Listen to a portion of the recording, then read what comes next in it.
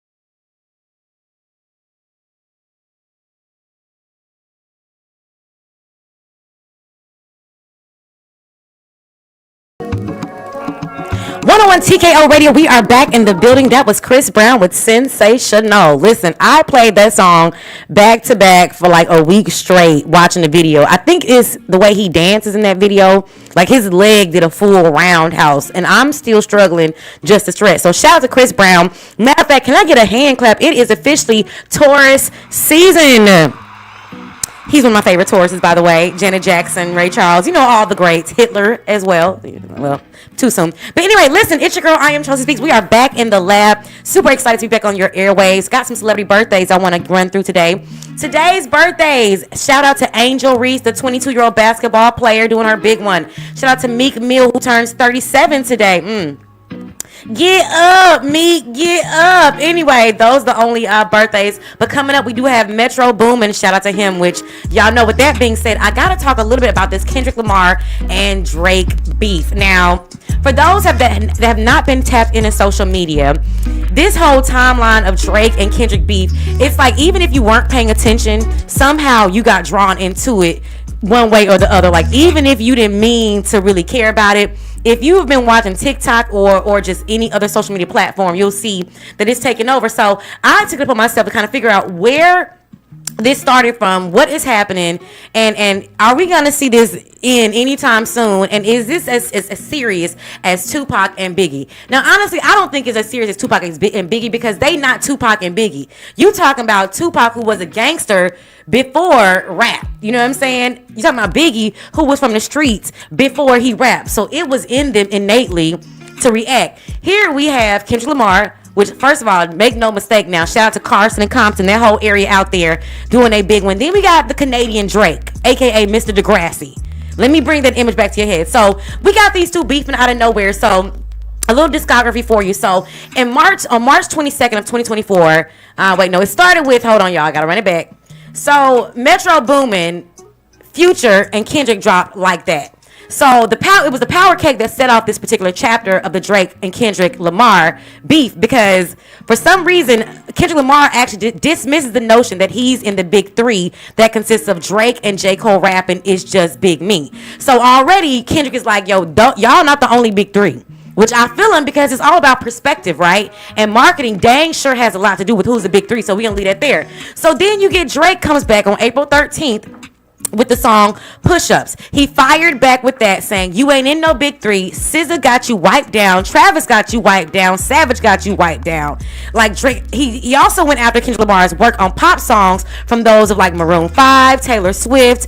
And then he threw some digs at him for the whole Rick Ross, I might take your latest girl and cuff her like I'm Ricky. So really it's the essence of the beef is really a lot of talk right now. Ain't nobody did none of nobody just yet.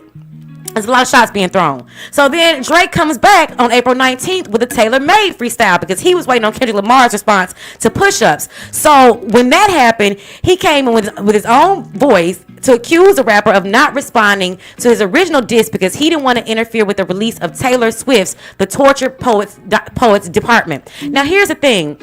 Even if you don't listen to Taylor Swift, why is her name still coming up in rap beef? This girl got money pouring into her budget even when she ain't even trying. From Travis Kelce to now Drake to now she's in the midst of the beef. So then we flash forward and we go to Euphoria, finally released by Kendrick Lamar April 30th. Now, turn my bed down a little bit. Now with Euphoria, which shares a title with the HBO series that Drake produces, Kendrick Lamar actually eviscerates Drake with pure hatred, y'all, leaving no stone left unturned. I mean, the verses attack Drake's parenting. It attacks him being SA with younger girls, and then some. And then he also called out Drake's usage of AI and seemingly confused actor Haley Joel Osment and televangelist Joel Osteen in the process, and said, is he battling a ghost or AI? Insinuating that is Drake really rapping, or is that AI actually doing it for him? You may think AI is not somewhere in it. It's not just for your business. AI is used in the music industry as well. So let's just back it up. So basically, we got these two going at it, and Drake got mad because Kendrick didn't really respond. Then Kendrick responds with Euphoria. So now the tables are turning up. Now Kendrick got heated. Then he comes back with 616 in LA on May 3rd. Now here's the kicker. On the cover art of the 616 is supposedly an Ozempic pill bottle with Aubrey, aka Drake's name on there, and some other receipts. Now they're saying that the articles actually belong to Drake's dad, but I don't know. I don't really know about that. Then you have Drake come back with Family Matters on May 3rd. So y'all, look, it's been going back and forth, back and forth. Now with Family Matters, he did go a little bit more commercial because Drake is more of a singy type anyway, and Kendrick Lamar gives me like a J. Cole type of very analytical, logical type of vibe. But with Family Matters, Drake responded in an 8-minute track suggesting that Kendrick Lamar was actually fathered by his manager Dave Free, who actually is Kendrick Lamar's baby mother's other baby daddy. Okay. So it's a whole lot of stuff going on. Like here, if that don't prove the industry is small, so let me recap that again. So basically, Drake is insinuating that his role model, who is also Kendrick's role model at some point, fathered Kendrick Lamar's child. And he also insinuated that Kendrick Lamar actually beats up on his girl as well. So then you get Kendrick with Meet the Grams. Listen, I feel like this whole timeline has just been one for the books. Now, in this, Kendrick comes back and is insinuating that Drake has a daughter that he hasn't been talking about. He also says that when he looks at Sexy Red and at Drake, it's like looking at two women. I mean, y'all, let's be honest though, for real. Like when you see Drake painting his nails, you see the barrettes in his head. Drake has, in my opinion, he's never been like that hood dude. Drake, he was in Degrassi. Like, it's not to say that rappers can't act, but you got Ice Cube, you got Cat Williams. He was still kind of being himself, kind of corny a little bit. Like even when he first came out, remember the whole Lil Wayne beef, and they're trying to figure out if Drake was really ghost writing for Lil Wayne because their sound was very much alike. So you got that coming out. So then you go into Not Like Us. At this point, Kendrick is just going ham. He released this banger on May 4th, y'all, and I'm telling you, the whole West Coast was bumping to this. So not only has Kendrick bodied him in these claims, which I don't know if you guys realize, but him accusing Drake of pedophilia, that is something that you have to be prepared to actually back up. But this morning on Twitter, I was on Twitter, y'all. Twitter is saying that Drake planted a mole within Kendrick's camp and fed him bad information, insinuating that Kendrick didn't do his fact checking. But Ice Spice, and there's another girl named Mozzie Monet, go look her up on Instagram. She got screenshots of Drake hitting her up, trying to get her to smash and acting weird with her, not wanting to sign her. So women that y'all, even in my ladies in the industry, and shout out to Mozzie Monet, the claims he's making about Drake, believe it or not, I believe that a lot of those things are true. And the reason why I say that is because I've been in the industry myself. I've experienced men trying to be with me. I'm mad because, you know, I don't want to be with them and the whole business goes bad. I see it all the time. Female rappers go through it all the time. Even male rappers. Look at P. Diddy. It's not a gender discriminatory thing. It's both ways. So at the end of the day, A, this is a rap beef. B, let me salute both of these brothers, because when you really do have a rap beef, it ain't no breaks on it. You supposed to diss a person. You supposed to get disrespectful. And I don't know about y'all, but I'm kind of here for it, because when's the last time we had a really good beef that made you listen to songs and go bar for bar? When's the last time we had that?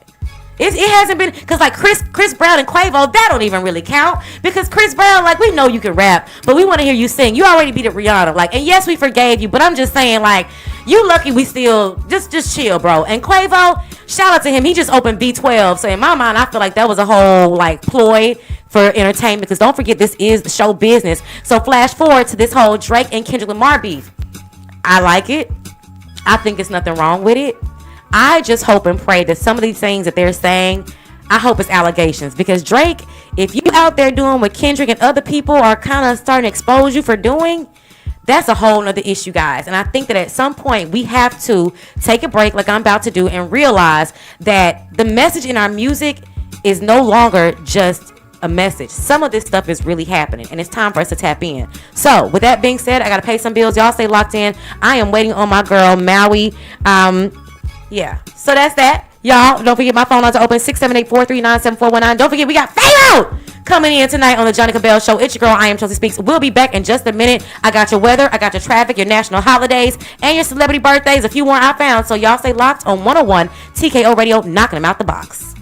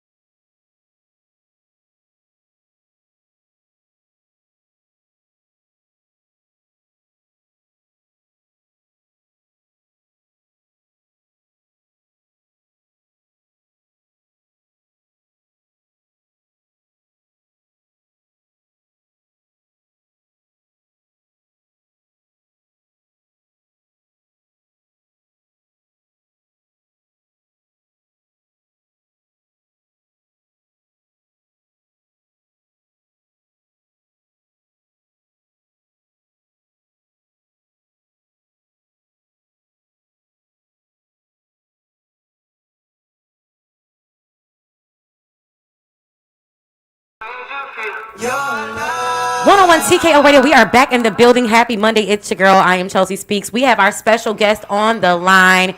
You know, anytime I do my show, Women Are Dope, I always want to make sure I have the dopest women doing the dopest things.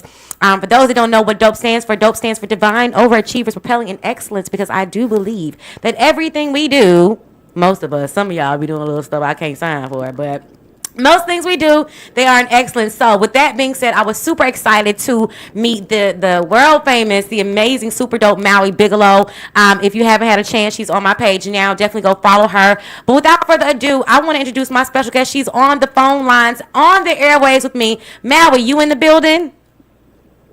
I'm in the building. Hey, Maui. Hey, Chelsea. Look, we went through hell and high water this morning, huh? Girl, still going through hell and hot water. That's how you know. know. Partially in the building. Atlanta is Atlanta this morning. Ain't it though? That's how you know it's gonna be greatness though. So, but I'm glad we still were able to make this happen, and we still got some stuff to do. So, listen, before we get started, I want to play a game with you real quick. You ready? Okay. All right. So I'm gonna ask you 3 questions, and you got to be as honest as you can be, and I want your honest answer. I don't care what your answer is. Okay? Okay. All right. All right now. Okay, first question. Who is your all-time celebrity crush? My all-time celebrity crush is Jill Levert. Really? I used to love me some Jill Levert, baby. When I tell you, when he died, I was devastated. I was working retail at Ashley Stewart, and about 5 of my friends came to the job like, you okay? You okay? I was distraught. I was devastated. Wow. Now, what about Eddie, his son? No. Who? Wasn't it Eddie? That's his daddy. Oh, that's the daddy. Lord have mercy. So it's Eddie and Gerald. No, the daddy is Eddie. Gerald was the son. The boom, boom, boom, boom. Okay, all right. Second question. If you could have chosen any other career other than what you do now, what would it be and why? Teaching, and I don't know if that's the best answer because I was a teacher. I taught for 14 years.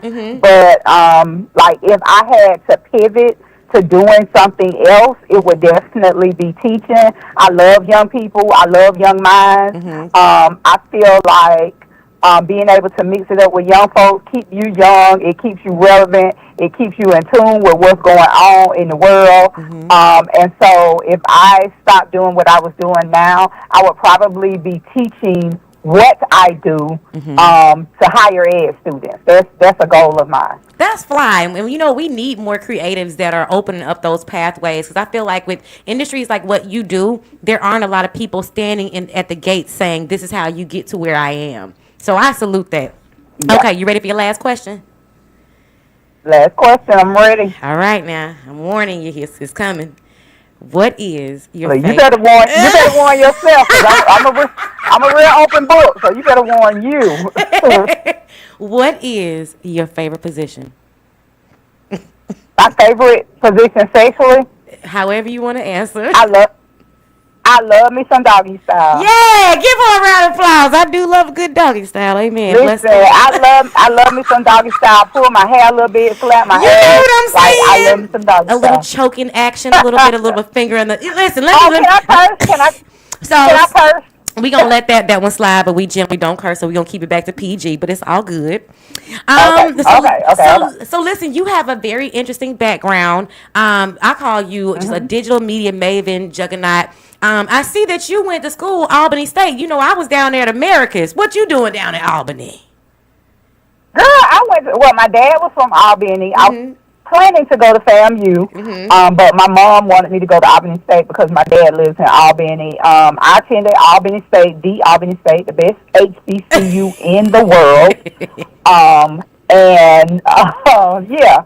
So I attended Albany State. I majored in English initially, and I ended up getting 3 degrees and certification at Albany State. So I have a degree in English, mass communications, and journalism. Listen, so that explains why you're affiliated with brands like Associated Press, Fashionista, Yahoo, Ebony. Can you just walk me to kind of how you got to where you are? Because so many people, they want to be in those media spaces, but what did your journey look like? So for me, my journey looked like several different things. Initially, when I started, I had a little blog, and it was basically just a way for me to get my thoughts out. My best friend had died, and she was a very big and important part of my life. Rest in peace, Jeanette. And so the blog was a way for me to get my thoughts out. And then I decided to attach a T-shirt line to the blog. And the T-shirt line was going to be called Fat Girl Fresh. That was the first T-shirt that we made. And then over time, I decided to make it my brand name. And so I started blogging and doing plus-size fashion content under the Fat Girl Fresh name.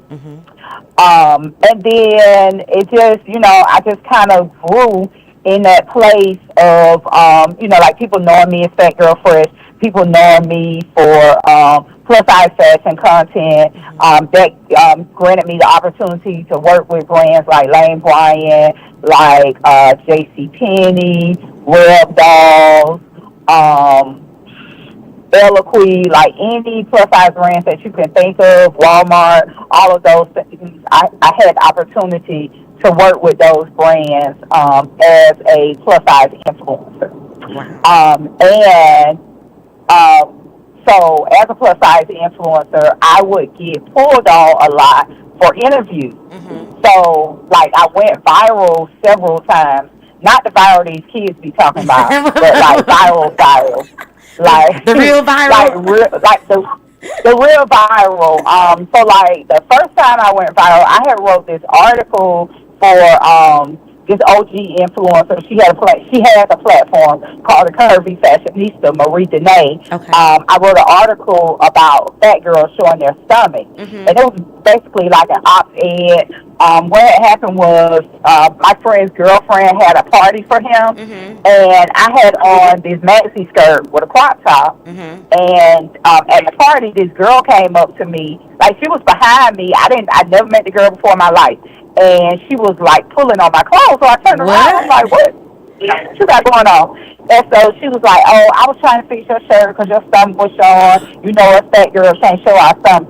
And I was like, no, baby, you can't show your stomach. I have to show my stomach.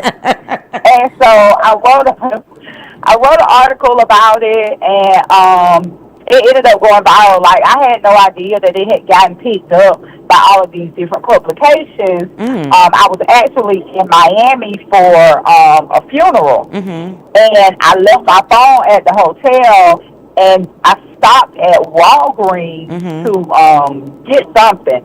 And the cashier was like, oh, my God, you that girl.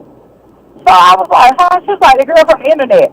So that wasn't like an indicator because, like, I am on the internet. And so I know, like, at that time, my following had started growing. So I was like, okay, maybe, she know me from, like, some of my plus-size content because she was a curvy girl, too. And so she was like, I read your article about showing your stomach and this, that, and the other in Allure magazine. And so I was still on the Allure website. And so I was like, what the girl talking about?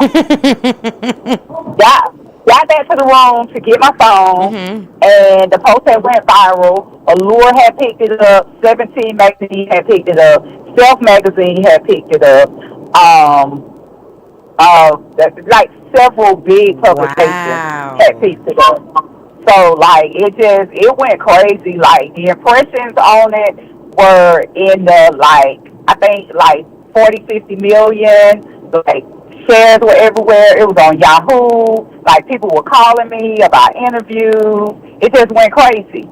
And so that was, like, a lot of my glow up like, that was my big hit. My first big hit in plus size.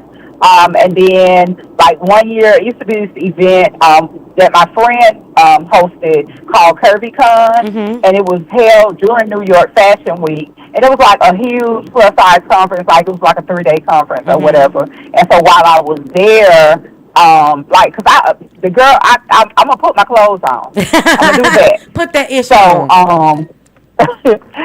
so in the during the conference, like, and it was New York Fashion Week, like a lot of mainstream publications started picking up my outfits during that week. So like I ended up in Paper Magazine, I ended up in Vogue. Like, it's been so funny. Drake has that part of his song where he says, "Don't tell me that you used to model if you ain't been in Vogue." And you been in Vogue.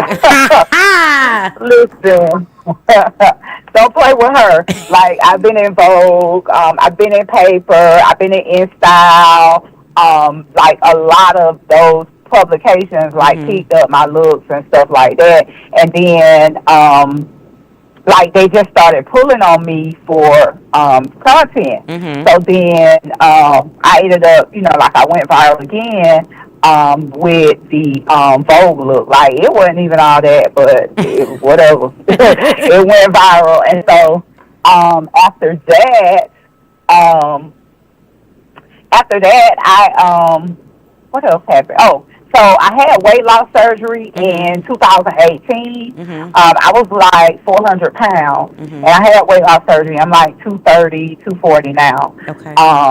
But when I had weight loss surgery, like, it was like this whole big thing with plus size influencers about, like, weight loss. Don't lose weight, like, just a bunch of foolishness.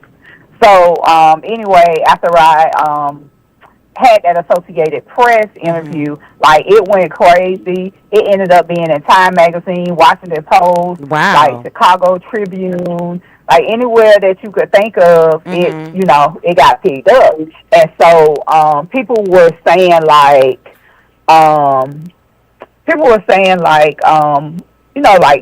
asking for interviews and wanting to have conversations and all that kind of stuff. And so it went crazy. But my desire was not to. I love where I started in Plus because it did give me the opportunity to build a name for people to become familiar with my name. And so that drove me to drop the Fat Girl Fresh moniker and just use my name.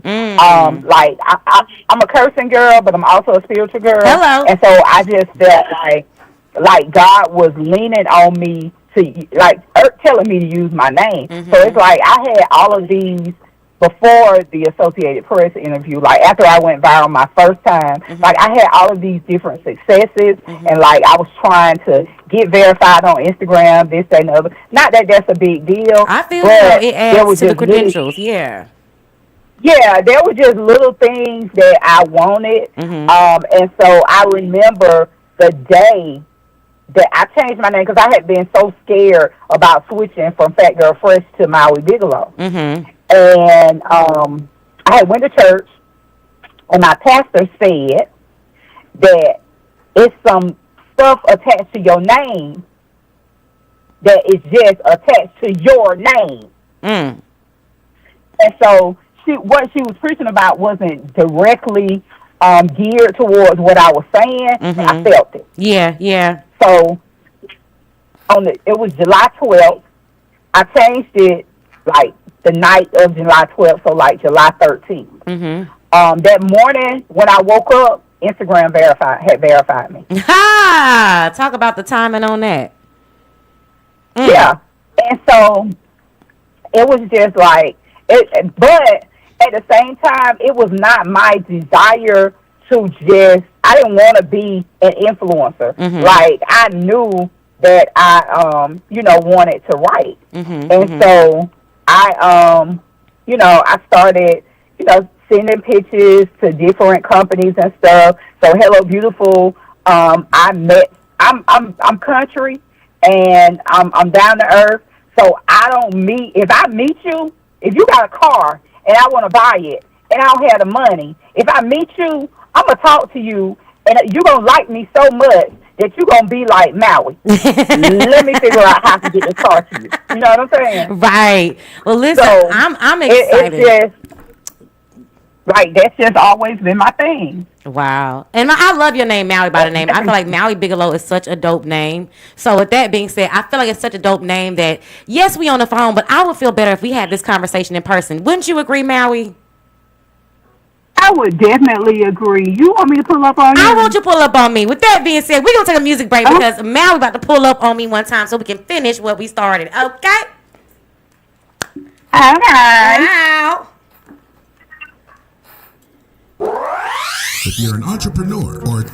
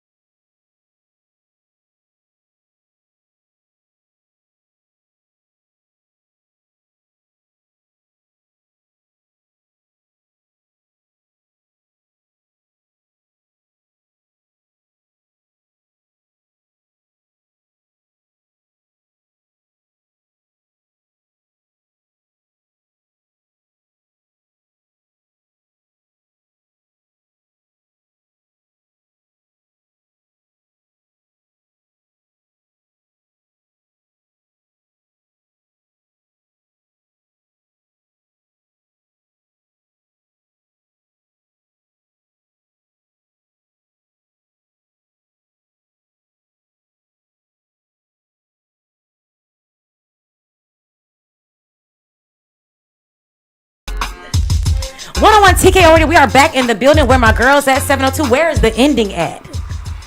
Maui, where is the end of that song? Like, what is the end of that song? That was a long song. A very long song, and I never noticed how long it was. It's a lot of music like that. Like the songs be playing, and then you be riding to it, but then you be like, it's still going. So you ain't gonna stop singing? Listen, what's that song like in that church? So every praise is to oh Lord. Oh Lord. No, we lift our hands in the same. Yes, Lord. What's again. like that? I am a friend of God. Oh Lord. Like Israel did his thing on that song. That's one of my favorite songs, but I rarely get to the end of it because I'm over it now. See, I already know he called me friend. He calls me friend. My dad, they be singing, Lord, I want to be a Christian in my heart. They go, Lord, I want to be Christian. Lord, I don't want to be like Judas. I don't want to be. No, we hear you. We understand. We get it. We get it. You ain't trying to be like nobody but the Lord. Okay, we got it. Listen, we got my girl Maui Bigelow in the building. Yes, ma'am. We were talking about the woman behind the whole just media maven and influencer that you are, the creative that you are. First of all, like I was saying before the break, I love your name. Thank you. It flows so well, like Maui Bigelow. Thank you. Like, so I'm glad you stepped into that. So like I tell people all the time, ain't nobody else got that name. No. If you meet somebody and they say they Maui Bigelow, they definitely lying. Yeah. It's one of one. It's only one of one. And then when they meet you, like your whole vibe is like, yeah, that's Maui. I knew I liked Maui because I was on the phone with Maui. And Maui was smoking hookah. And you know, I do rather enjoy a nice. You gotta enjoy a nice hookah. You got to. You know, people be trying to act like they too try to good. be funny about hookah, like, oh, we making clouds in the sky or whatever. The cloud, they cumulus. Whatever. Whatever you want to call it. So listen, you've been in the media industry for a while. We were talking about some of your accomplishments. Out of everything you've done up until now, what's been your most proud moment? Ooh. I know it's so many. So I say two of them. Ooh. Okay. So one of my big moments that I'm most proud of is being in Ebony. Okay. Just because as a little girl, like Ebony was the standard for Black women and girls. So being in Ebony was definitely one, and the moment that it came for me to be in Ebony. Okay. Like I'm big. I told you before, I be cussing, but I be loving me some God too. But the moment that it happened, so I had gotten diagnosed with cancer. Multiple myeloma. I had gotten diagnosed with multiple myeloma, and I had hid from telling people. Like I've been very transparent with my audience about everything. Okay. And so I was afraid to have that conversation with my audience because I knew that they were going to be afraid. Yeah. And so many Black women and girls are tied to my strength. And so I didn't know how to say that without them knowing that I was afraid. So anyway, New Year's Eve, I woke up, before New Year's Eve, I woke up at like 2 o'clock in the morning. I guess that was New Year's Eve. Like 2 o'clock in the morning, and I wrote this article. And it was called I Have Cancer, but Cancer Doesn't Have Me. Okay. And this was my next viral moment, one of my other viral moments. I wrote it, posted it on my platform, went to church, left my phone again. I'm notorious for leaving my phone. What you be... Hey, girl, I live with my phone in my hand, but there have been like it seemed like I don't know. I believe it's God. Go viral, I don't never know. I don't never know. I guess there to keep me from.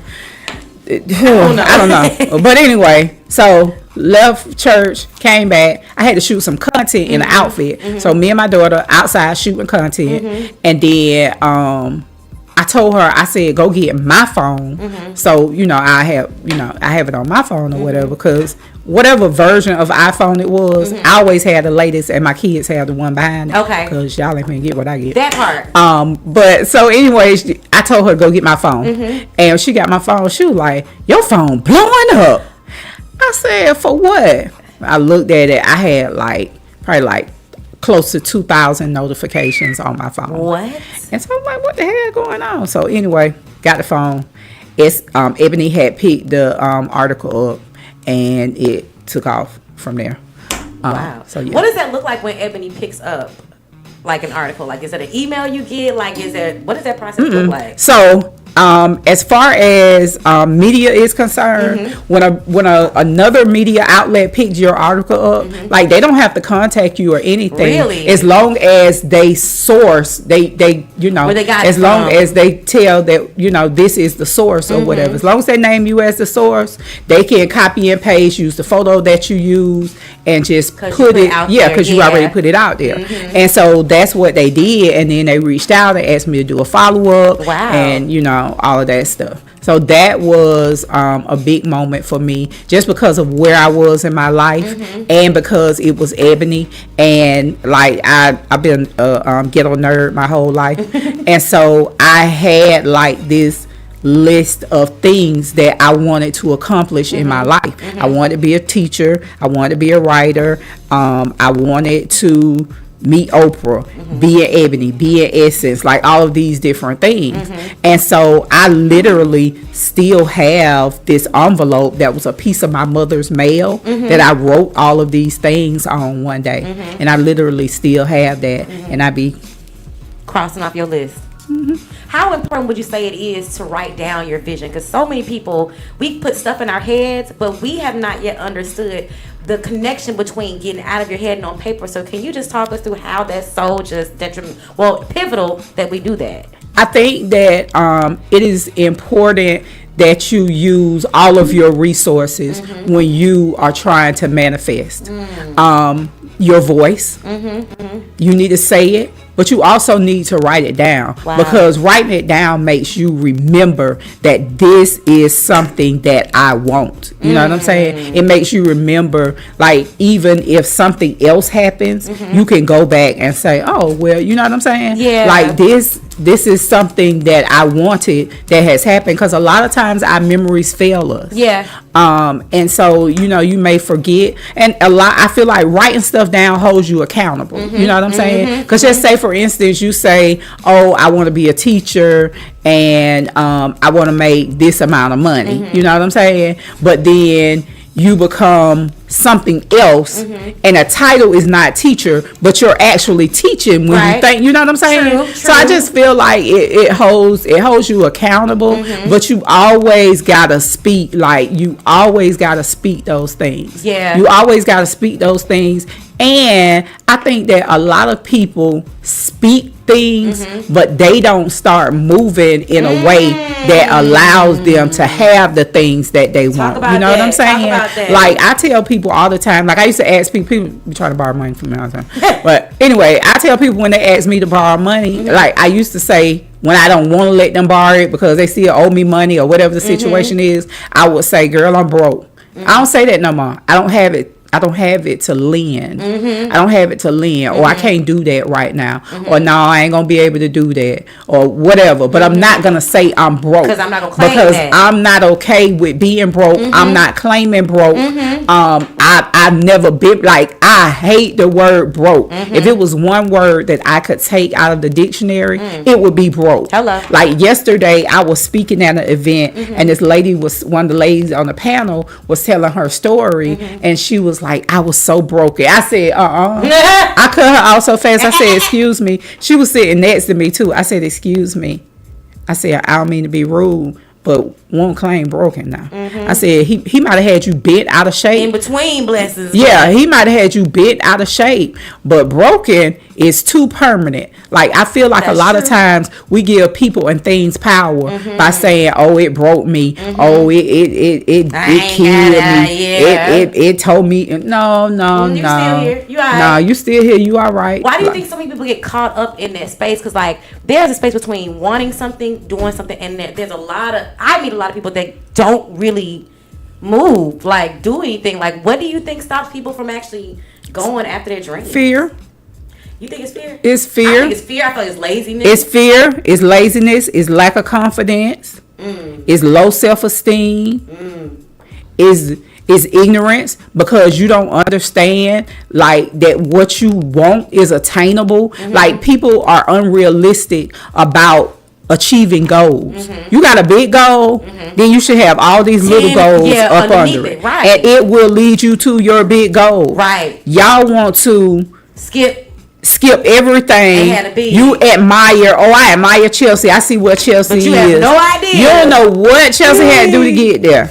You don't know how long Chelsea wallowed in the mud. Come on. You don't know how Chelsea is struggling as we speak. Come on, you better talk about it.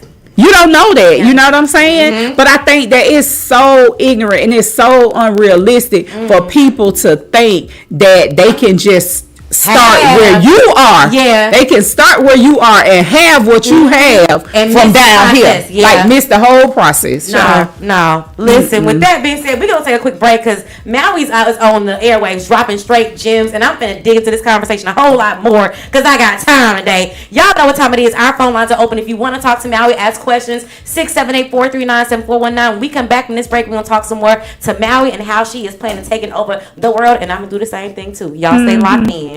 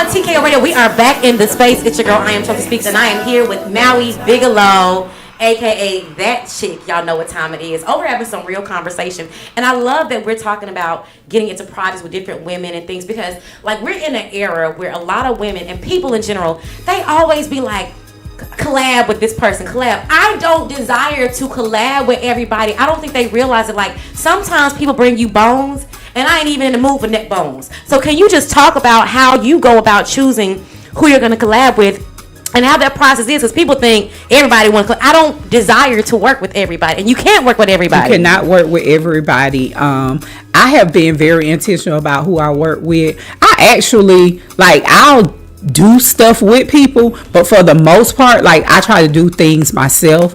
I held an event in New York called Curvy Noir during New York Fashion Week, and it was a great event, and I held it with my friend Brandy, and me and Brandy work well together. Like, she works for Essence, and she, you know, does red carpet and stuff like that. And so, you know, like, we were able to collab on getting brands, and you know what I'm saying? But I just feel like when you work with somebody, like, the vibe has to match. Yes, I'm not saying that y'all have to be exactly the same, gotta be, but that vibe gotta match. You know what I'm saying? That's just like when you building a podcast. Like, you saw how B Simone and her best friend, like, they had the podcast. They match. Yeah. You know what I'm saying? Like, when you saw them out together, they match. Like, I don't need you going out with me and you half dressed and you look a mess. Your hair ain't combed, your nails ain't done, your outfit ain't together. Like, people do. That's off brand. Look, and the thing is, I think as women too, and to the men that are listening,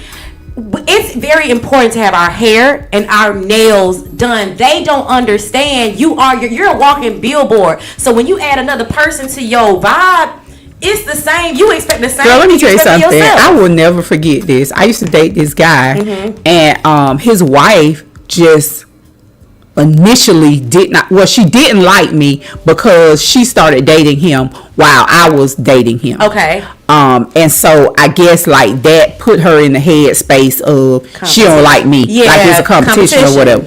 But it wasn't. Like, we were in a relationship. It didn't work out.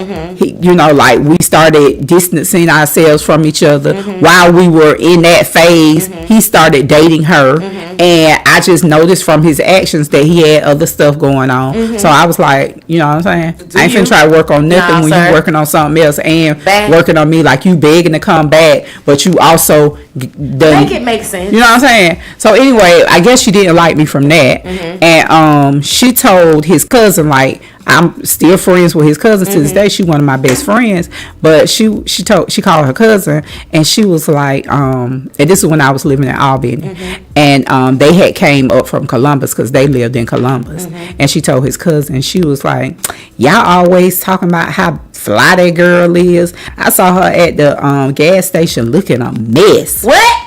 Now, I was at the gas station looking a mess. But that was one time.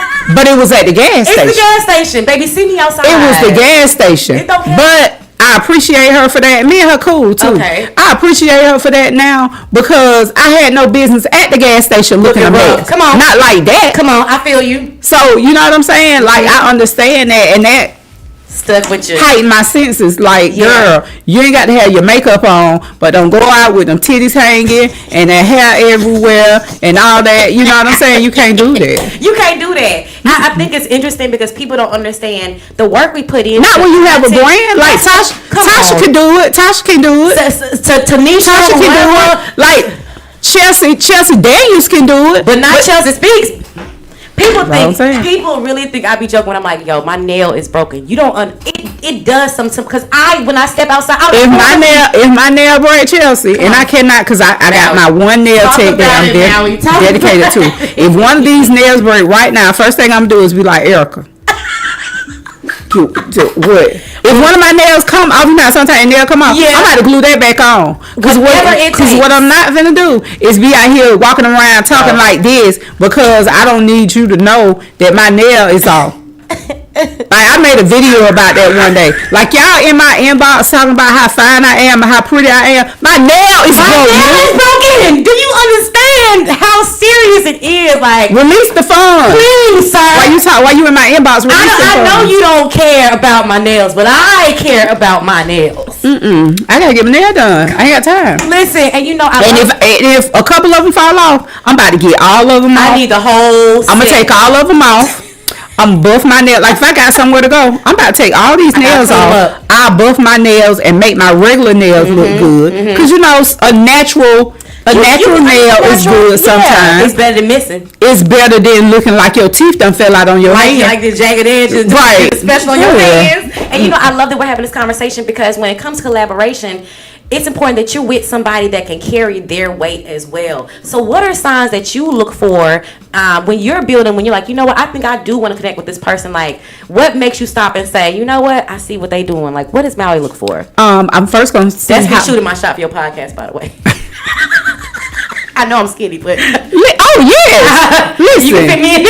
Listen, but it's not. I'm a skinny girl. It's not a fat girl thing. Like I've been moved past that fat girl shit. I love that. I've been moved past that. I hate like it. I'm so glad that I feel like the pandemic killed the whole movement of curvy girls, and I'm so glad because not because in a bad way, but because we deserve inclusion. Yes. So being separated, like, yeah, I understand that, you know, like, I kind of like how black people are, you know, to talk about black people need additional things from other people. I understand that. I'm not saying that. But like during the pandemic, everybody was scrambling for content, for relationships and all that kind of stuff. And so it shifted the way that the plus size community was. You know what I'm saying? So I'm glad about that. Okay. Because I feel like that was growth. A lot of people don't feel like it's growth. I agree. Because it changed the money that was coming into their pocket. But it's growth. Like y'all should have pivoted. Y'all should have never thought that y'all should never thought as influencers that women, plus size women, a community of women that have been verbally abused, physically abused, like talked down on, mistreated, excluded, all that kind of stuff. You should have never thought that them girls didn't need nothing but an outfit. Period. Everybody want to talk about no outfit all the time. No. Like they got the same problems that any other woman has. Oh, they want a nigga, and it's skinny women. They want to go on a, you know what I'm saying? Too. Like it's so it was more to be talked about in the plus size community than just clothes.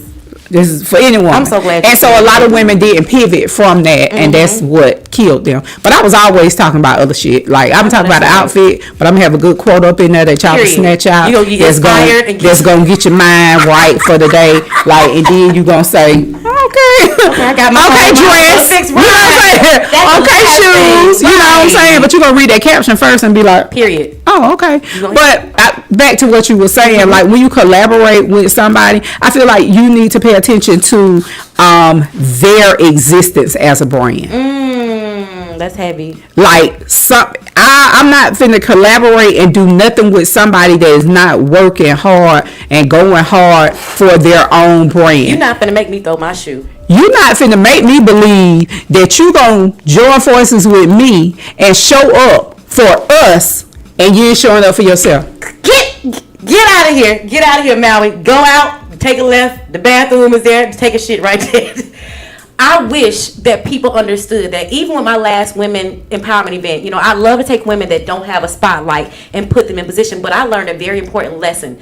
You can't always go grab the people at the back of the line because they will drag you down. Let me tell you something. They'll be mad at you and jealous. During the pandemic, I said, like, I know it's a lot of, like, plus size boutiques and stuff.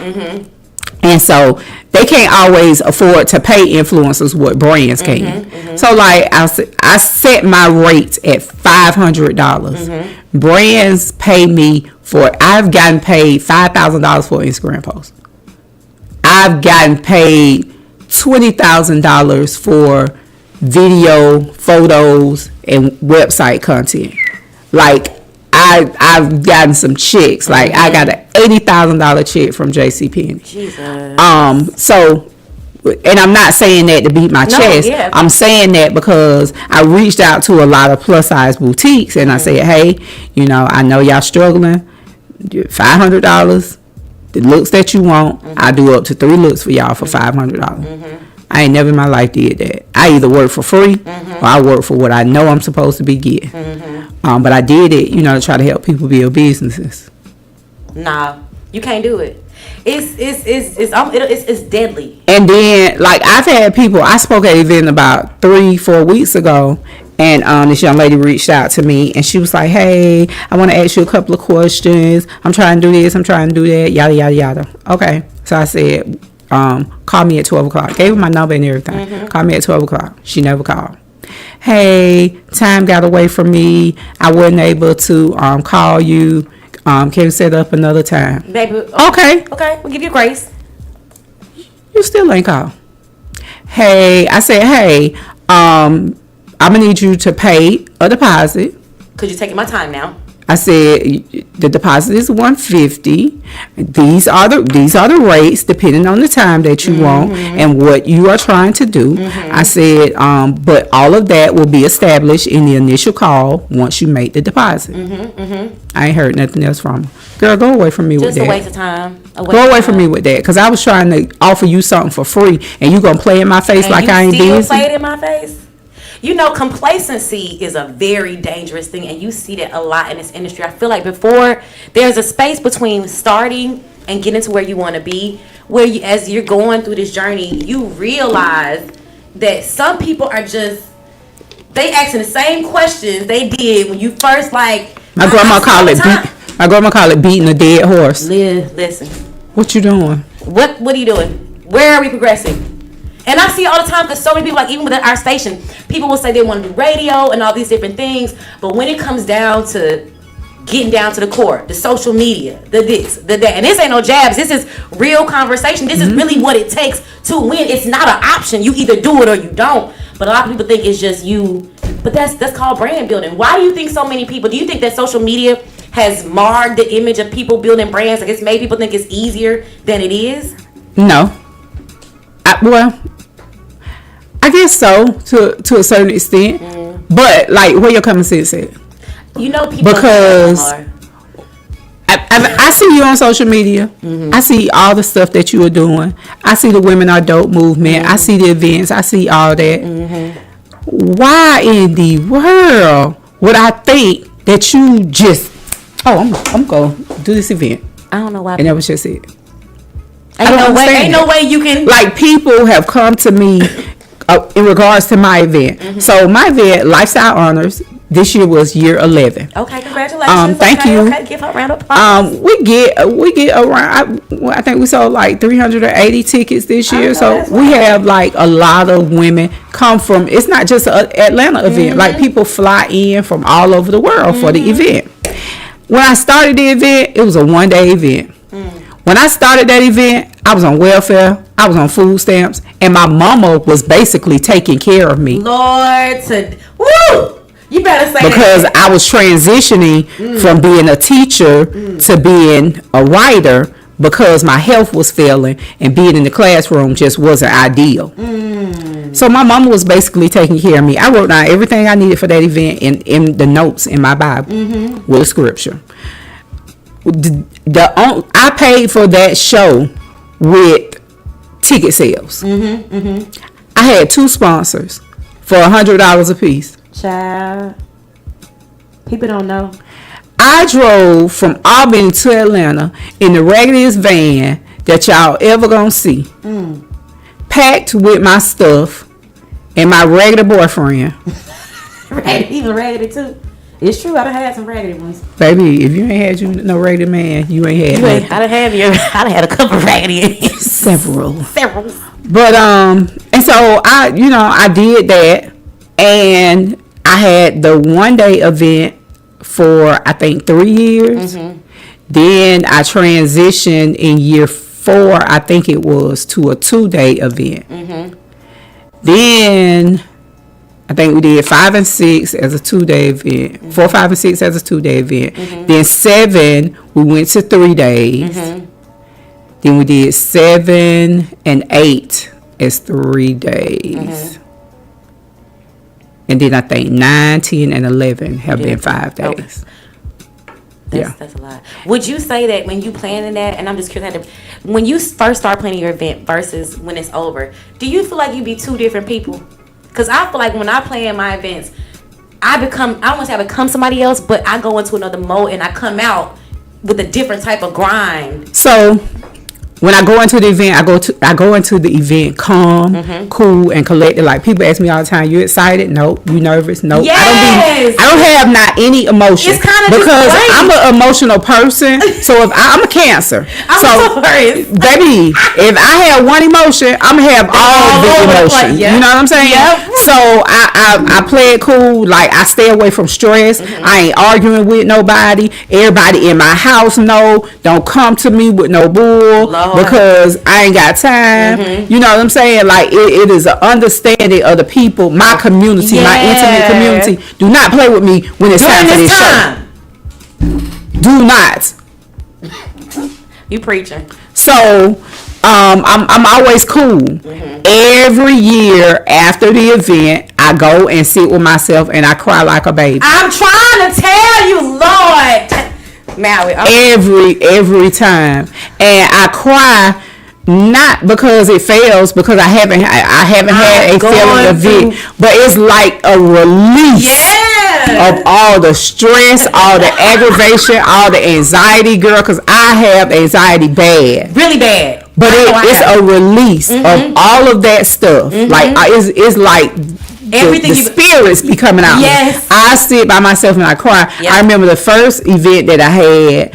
After the event, I sat in the car and I called my daughter, and she was like, at the time, my daughter, she's 21 now, so she was like 10, and she was like, "Oh, how was it? What?" You know, and I said, I just started crying. She was like, "What's wrong? Nobody came?" I said, "Everybody came, baby." I said, but.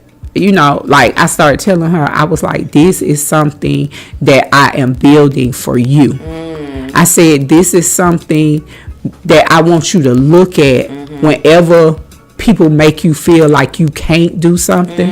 I want you to remember that your mama, who on welfare, who on food stamps, who on Medicaid, who really is financially tapped. Not even able, was able to do this, was able to push through and be passionate. I said, I want you to know that what I have inside of me ain't lost on you because it's inside of me. You have it too. Listen, we gonna take a break on that right there, because Maui over here preaching to my whole soul right now. Girl. I feel like I just found my spirit animal. Listen, you know, it's only certain parts of the journey that if somebody's been there, they just won't understand. They don't understand it. They do not understand it. But I know y'all understand these bills I gotta pay, so we're gonna take a music break. When we come back, we're gonna wrap up with my girl Maui Bigelow. Got a lot of big things coming down the pipeline. Shout out to Jazz Bell Productions and everybody else. Y'all know what time it is. My phone lines are still open. 678-439-7419. 101 TKO Radio. Knocking my box. Y'all stay locked in.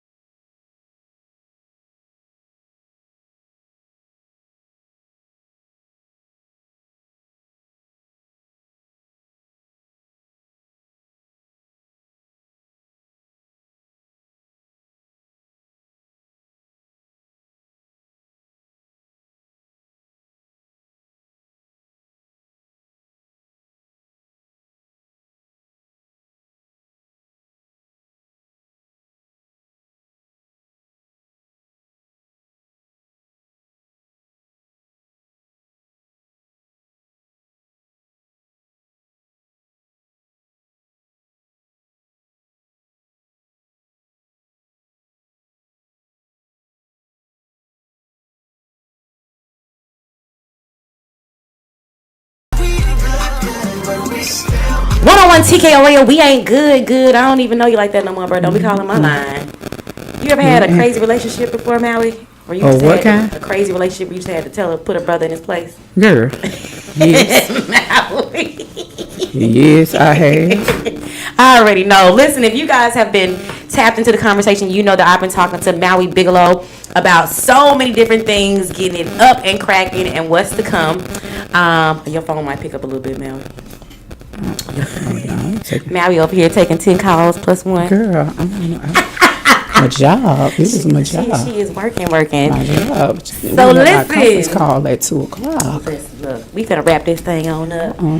But if you were diving into our conversation, we was having some real talk about just women collabing, just becoming content creators, how important that is, how you are supposed to be your brand and mimic that. So as we prepare to exit, what are some things or some tips that you would give up and coming media wannabe professionals about just how to kind of get themselves out there, just as far as whether it's blogging or writing, but what 3 tips would you just give? The biggest tip that I would give would be for you to do the work. Like, I feel like do the work and respect the process. Like, I know that sounds so cliche, but those are the things that are most important. Like, you got to show up for yourself. You got to make sure that these brands know, just because you got a degree, everybody got a degree. You a black woman and you got a degree. Every black woman got a degree. Okay. So write a pass. So is that right? We're gonna get some paperwork. Okay. So that is not something that you can beat your chest about. Oh, I got a degree. And what's next? You gotta do the work. You gotta show up for yourself. Like, what else you got? What have you done? You got a degree. Who have you worked with? You know what I'm saying? Like, that don't have nothing. That degree don't mean nothing. That's just like a man having potential. Potential ain't about. Potential don't pay no bills. Potential ain't about nothing until you prove that you gonna do what you have the potential to do. Hello. You know what I'm saying? So anyway, I just you got to do the work. You got to pay attention. Like, follow some people that you know are doing the things that you want to do. Like, follow some people. Like, ask some people some questions. Like, everybody ain't gatekeeping information. Right. Everybody's not gatekeeping information. And a lot of times, people aren't gatekeeping as much as it is they see you ain't serious, so they not finna invest their time into fooling with your behind, because you ain't gonna do nothing with it. Yeah. Like, I'm not finna keep trying to help you and you not trying to help yourself. So I think that in order for you to be successful in media, in life, in relationship, in anything, like, you gotta show up. Yeah. You gotta show up. And I tell people all the time, like, if you don't show up, you can't show out. Hello. And the life goal is always to show out. Yes, every time. So that's my thing. Like, you have to be intentional. Like, a lot of people who do have the ability to work with certain brands, they're not using their resources. Like, y'all on Instagram, people don't answer their DMs on Instagram. They don't. Get your butt on LinkedIn.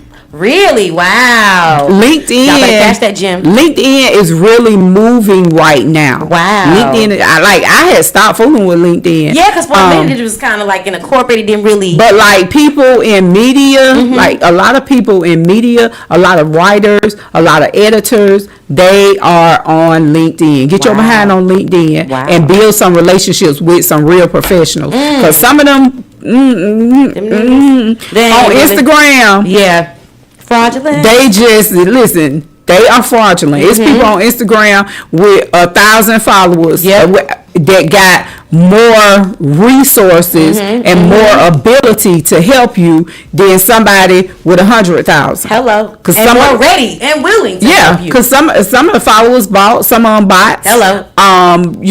Some of them come from you just doing wild stuff. That's like the girl Peach. And I hate to talk about another black woman, but her brand has been solely built on foolishness. She can't. Y'all sitting up there following that girl, listening to her advice and stuff. You trying to build a business. She can't do nothing for you. She not gonna be able to go nowhere outside that either. They not seeing that. People are following her and are tuned into her because of mess. And she's scrambling. She's scrambling to maintain her mess at this point. You know what I'm saying? I know a lot of people like that.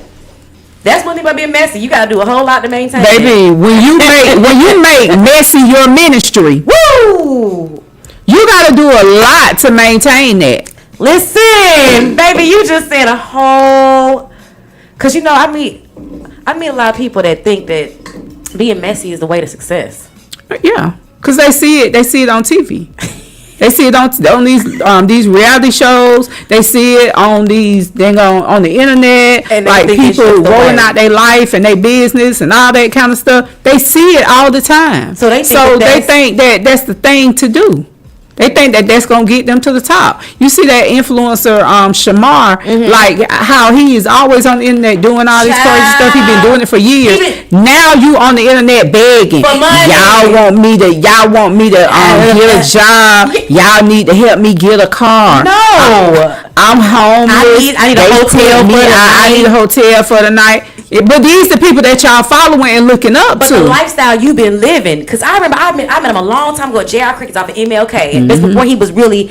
And to see it now, it's like, bro, you got to be very careful with the seeds you plant. Because that's literally, you've been planting that path since you started that whole thing. Like, and it'll always be Shamar. Like, you lock yourself into that. They're not making no money. No. They making a fool out of themselves, but they ain't making no money. You done mess your ministry. Ooh. Like, it's just not. I need a shirt that says, please stop making mess your ministry. Baby. Maui, please go ahead and get us some shirts. Girl, we're going to get them. We're going to get them because, I'm relaunching my t-shirt shop now. I will be the first model standing right there. Come on, So I got to get you one of my I Am Her shirts. Yes. But yeah. Well, listen, what you got coming up for the rest of the year? Let me tell you one thing that I want to talk about. Okay. I am a digital strategist. Okay. That's been one of my pivots. I'm a digital strategist for a nonprofit organization called New Georgia Project. Okay. What we do is we register people to vote. Okay. And so got an election coming up, May 21st. We just put up a post today. We don't give AF who you vote for. We just want you to vote. Yeah. You know what I'm saying? Make a move. And I think that it is so important that we continue to push this message, especially in our communities, because there's so much going on. So we have like different initiatives within the organization, different campaigns that highlight the work that we are doing. So we have a smoke campaign under the umbrella of our Vibe organizing. And that smoke campaign is to decriminalize marijuana. Yes, Lord. Like Georgia is one of the biggest most of our money.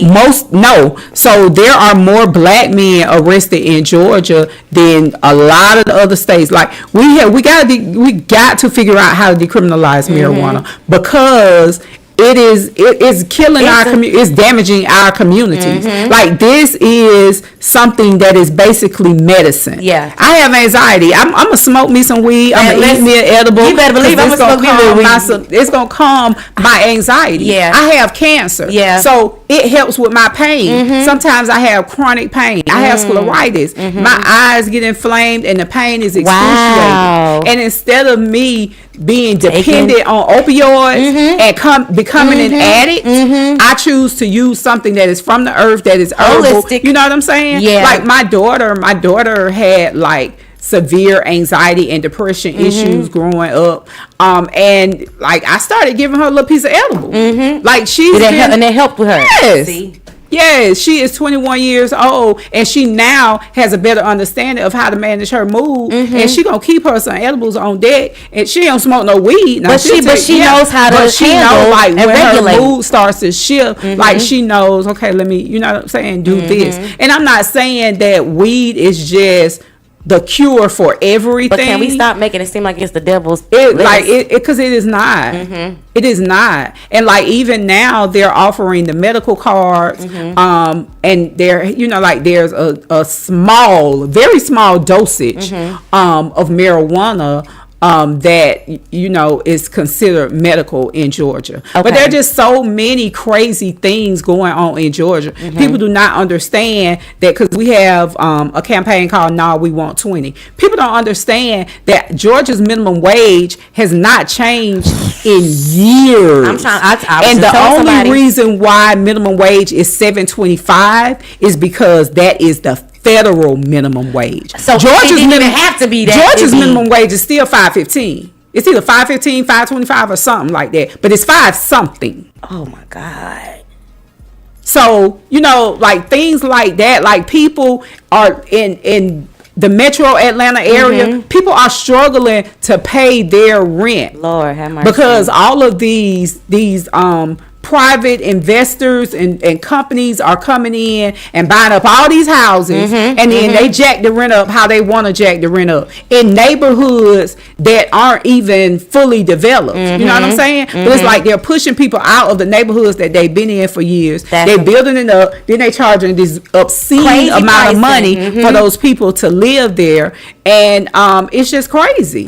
It's just crazy. So we have like GA Homes, and that's for fair and affordable housing and things like that. But like I really, really, really am encouraging Black people to vote. Like I ain't saying who you decide who you vote for based on what people, what the elected officials or the potential elected officials are doing to energize you, your loved ones, your community, and how they feel about the issues that are important to you, that are important to you, that directly affect you. And so I'm just encouraging everybody to get out and vote. Yes. If you are not sure about your polling locations, if you are not sure about what is on your ballot, if you are not sure about your voter registration status, you can go to New Georgia Project and you can look all of that stuff up. Okay.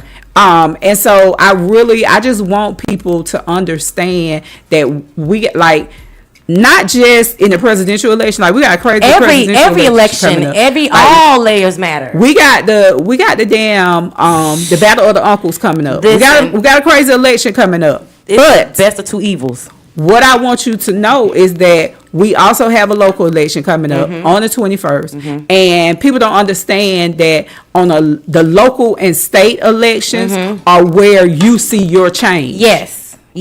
Because the presidents, Biden ain't coming down here talking about for what's going on down here. Biden is not coming down here talking about we're gonna fix these potholes on Peachtree. Nah, he's not. He's not even aware they're there. He's not. He don't care. No, he doesn't care. Like, you cannot just pull up at the White House, but you can pull up at that gold dome. Hello. You know what I'm saying? Like, you can schedule a meeting with these different congressmen and things like that. So I think that, like, we gotta get serious about voting. Young people, Black men, like, people have this thing about Black men not being civically engaged, and it's a lie. There are a lot of civically engaged Black men. I think that the thing is that Black men are not as vocal.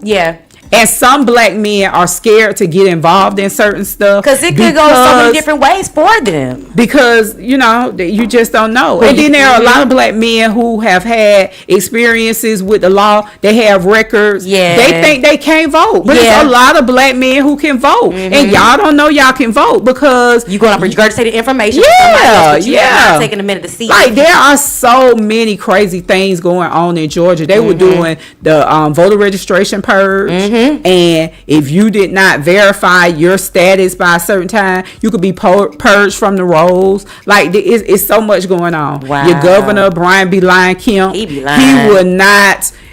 will not expand Medicaid. They closing all of these hospitals. Like, there are so many different things that need to be addressed and that can be addressed when you vote. Absolutely. And it's so important. Like, y'all, we just had Mayor Jasmine Cabo, City of Stonecrest, in like 2 weeks ago. Shout out to her. You have to vote. You may think it doesn't matter. It matters. But it matters. On a local and a state level, it matters tremendously. Like, them folks in that White House, it the big stuff. But every day to day and operations and all that. Like, your governor can't get rid of your student loans, can't cancel your student loan debt, but your president can. You know what I'm saying?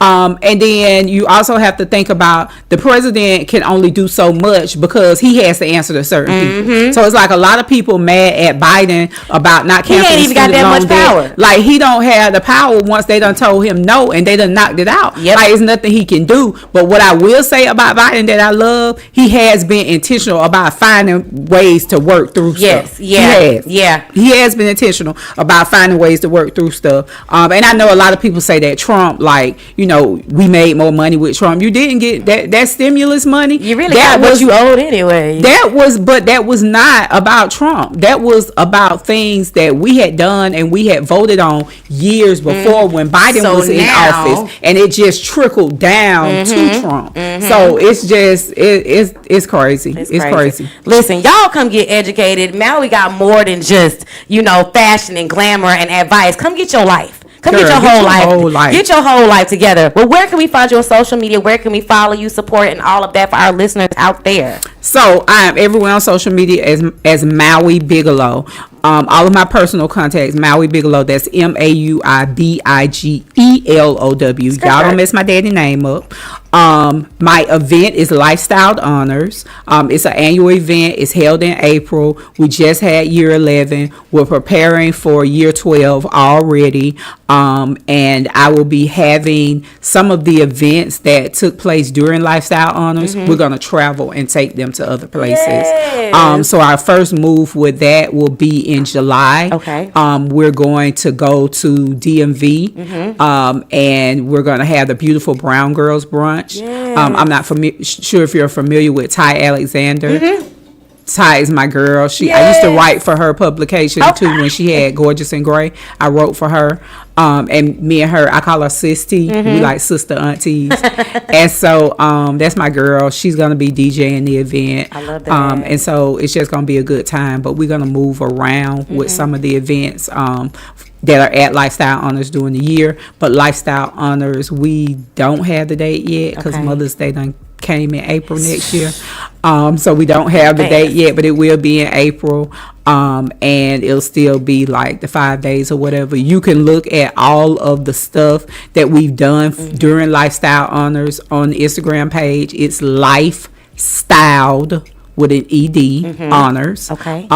And that's it. I got some other stuff coming up. You and I have been talking about some stuff. So hopefully y'all gonna see me and Chelsea doing some things outside together. All of that stuff. I also have a book. Yes, I do have a book. I've been like holding close to that and not saying anything until I slapped it on the table. But I feel like saying it here is gonna hold me accountable. I'm like exclusive. I just got a Maui Bigelow exclusive. Can I get a round of applause? I just got an exclusive piece. I feel like saying it here is going to hold me accountable. I am writing a book. It's a 90-day affirmation book. It's going to kind of look like a devotional. I have Ida Harris, who is like this dope black woman that is the editor-in-chief or the director over at Black Enterprise. She's doing the foreword. It's black as fuck. It's for black women. It's for any woman, but it's specifically for black women. And I'm really going deep now because I'm finna tell you the name of it. It made my stomach hurt when I started saying it because I need to hold myself accountable. But it's called Repeat After Me, bitch. If that don't listen, baby, that right there. So it's giving everything we need right now. I can't believe I just said it. You did it. You did it. You did it. You released that thing. It's okay, but you released it. It was time. Okay. It was time. Listen, y'all don't know what's going to happen when you're on the Winter Dope Morning Show, when you're sitting down with dope women such as Maui Bigelow. I am honored to have you in this space. I'm honored for this connection. I'm excited to see where it goes. And it's just encouraging to meet other women that are places that I want to go and have those conversations because this walk can get lonely. But somebody once told me the road to success is lonely, but you meet a lot of good people along the way. Yeah, and also the road to success is not paved. Like it's gonna be a dirt road. It's gonna be might not be no road, a pebble road. Like it's gonna be a forest, and you're gonna have to jump through trees like you Tarzan Harriet Tubman on them. Like baby, you're gonna have to swim a little bit. Yeah, and the water gonna be muddy and murky, nasty. But baby, when you get there, and you're gonna get there. Believe that. Listen, you heard it first here on 101 TKO Radio. Y'all know what time it is. Follow my girl Maui Bigelow on all social media platforms. Shout out to everybody that's listening in. And don't forget, we got some big things coming down the pipeline, so I will be keeping you up to date. Shout out to Jasmine Productions.